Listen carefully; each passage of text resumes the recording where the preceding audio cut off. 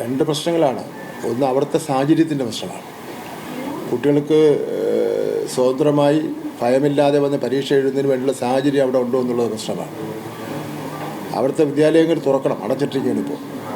നമ്മളുടെ മാറ്റിവെച്ച പരീക്ഷ നടത്തുന്നതിന് വേണ്ടി നമുക്ക് ഏറ്റവും പ്രധാനപ്പെട്ട പ്രശ്നം ക്വസ്റ്റ്യൻ പേപ്പറാണ്. നമ്മുടെ 4 സെറ്റ് ക്വസ്റ്റ്യൻ പേപ്പർ നമ്മുടെ കസ്റ്റഡിയിലുണ്ട്. 4 സെറ്റ് ക്വസ്റ്റ്യൻ പേപ്പറാണ് നമ്മൾ ഉണ്ടാക്കുന്നത്. അതിൽ നിന്നാണ് ഒരു ക്വസ്റ്റ്യൻ പേപ്പർ എടുക്കുന്നത്. അതുകൊണ്ട് നമുക്ക് അധ്യാപകർ റെഡിയാണ്, ഡ്യൂട്ടി നിശ്ചയിച്ച് കൊടുത്തിട്ടുണ്ട്. അപ്പോൾ ഈ യുദ്ധത്തിൻ്റെ തീവ്രത ഒന്ന് കുറഞ്ഞു കിട്ടിയാൽ വിദ്യാലയങ്ങളിൽ ഏതാണ്ട് കുട്ടികൾക്ക് പരീക്ഷ എഴുതാൻ വേണ്ടി വന്നു പോകാൻ കഴിയുന്ന സാഹചര്യം ഉണ്ടായാൽ അപ്പോൾ തന്നെ അവിടെ ടൈം ടേബിൾ ഇട്ടിട്ട് അവിടെ പരീക്ഷ എഴുതാൻ വേണ്ട സംവിധാനം ഉണ്ടാക്കാം. പിന്നെ വിമാന സർവീസെല്ലാം പുനഃസ്ഥാപിച്ചാൽ ഇവിടെ വന്ന് പരീക്ഷ എഴുതേണ്ട കുട്ടികൾക്ക് അത് സംവിധാനം ഉണ്ടാക്കാം. അപ്പോൾ വിദ്യാഭ്യാസ വകുപ്പിൻ്റെ ഭാഗത്തുനിന്ന് ഒരു ബുദ്ധിമുട്ടുണ്ടാവില്ല. ഇതൊന്ന് ശാന്തമായി എന്ന് തോന്നി കുട്ടികൾ മാനസികമായിട്ട് എഴുതാൻ വേണ്ടി തയ്യാറാണെങ്കിൽ അടുത്ത 2-3 ദിവസത്തിനകം തന്നെ പരീക്ഷ നടത്തുന്നതിന് വേണ്ടി കേരളത്തിലും അതേപോലെ തന്നെ ഗൾഫ് രാജ്യങ്ങളിലും വെച്ച് നേരത്തെ നിശ്ചയിച്ച പോലെ പരീക്ഷ നടത്തുന്നതിന് വേണ്ടിയുള്ള സംവിധാനങ്ങൾ ഒരുക്കും. ഈ യുദ്ധം നീണ്ടുപോകുന്ന ഒരു പശ്ചാത്തലം ഉണ്ടെങ്കിൽ ഏതെങ്കിലും ബദൽ മാർഗം നമ്മൾ കണ്ടുവച്ചിട്ടുണ്ടോ? അല്ല, അതിനെപ്പറ്റി ട്രംപല്ലേ തീരുമാനിക്കണ്ടേ? അയാളൊക്കെ അദ്ദേഹത്തിൻ്റെ നേതൃത്വത്തിലുള്ള യുദ്ധം നടക്കുന്നു.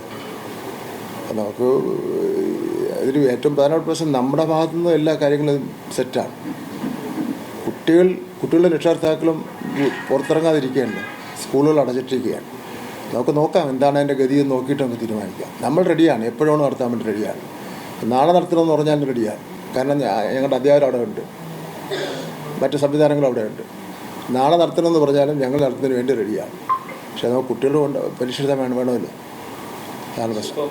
ഈ ടെലിവിഷനിലൂടെ വിദ്യാർത്ഥികളെല്ലാം കണ്ടുകൊണ്ടിരിക്കുകയാണ്. നമ്മളൊക്കെ പഠിക്കുമ്പോൾ ജീവിതത്തിലെ ഏറ്റവും വലിയ പരീക്ഷയാണ് SSLC പരീക്ഷ എന്നാണ് പറയാറ്. അങ്ങനെയുണ്ടോ? എല്ലാ വിദ്യാർത്ഥികളും ഞാൻ നേരത്തെ പറഞ്ഞതുപോലെ ആത്മവിശ്വാസത്തോടുകൂടി പരീക്ഷ എഴുതുക.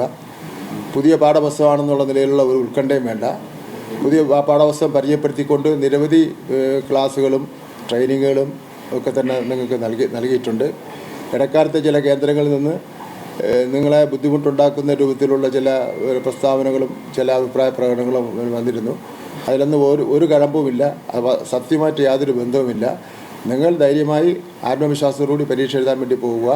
നിങ്ങൾ ഇപ്പോൾ മോഡൽ പരീക്ഷ എഴുതിയതാണ്, അതുപോലെ ഓണപരീക്ഷ എഴുതി, ക്രിസ്മസ് പരീക്ഷ എഴുതി, ക്ലാസ്സിൽ ചില ട്രെയിനിങ് പരീക്ഷ എഴുതി, ചോദ്യപേപ്പർ പരിചയപ്പെടുത്തൽ നിങ്ങൾ നടത്തി. അതുകൊണ്ട് ഇത് തന്നെ ധാരാളം മതിയാവും. നിങ്ങൾ ആത്മവിശ്വാസത്തോടെ പരീക്ഷ എഴുതുക. രക്ഷകർത്താക്കൾ ടെൻഷൻ അടിച്ച് കുട്ടികളെ ബുദ്ധിമുട്ടിക്കാതിരുന്നാൽ മാത്രം മതി. കാരണം രക്ഷകർത്താക്കളുടെ ടെൻഷൻ കാണുമ്പോൾ കുട്ടികൾക്ക് ടെൻഷൻ ഉണ്ടാവും.